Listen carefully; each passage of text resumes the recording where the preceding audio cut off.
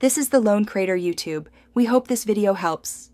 You start by finding the source, open settings, and go straight to notifications because you need the app name now.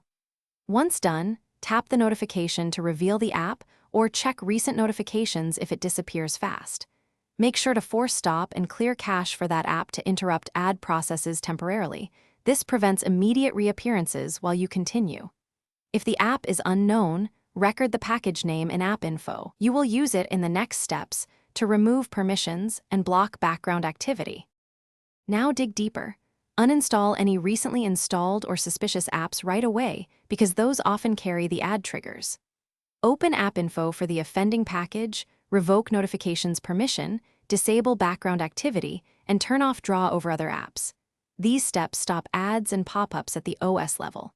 Once that's done, run Play Protect and a trusted malware scanner to detect residual adware components, then remove anything it flags. Make sure to reboot after cleanup, so system services refresh and block notifications stay blocked.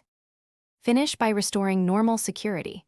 Reset app preferences if multiple settings were changed, or only perform a factory reset as a last resort after backing up data, because resets remove persistent system-level hijacks.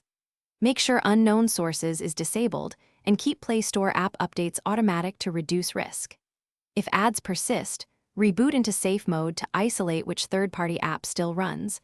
Uninstall that app while in normal mode thereafter. One troubleshooting tip: if safe mode still shows ads, contact device support or consider reflashing stock firmware.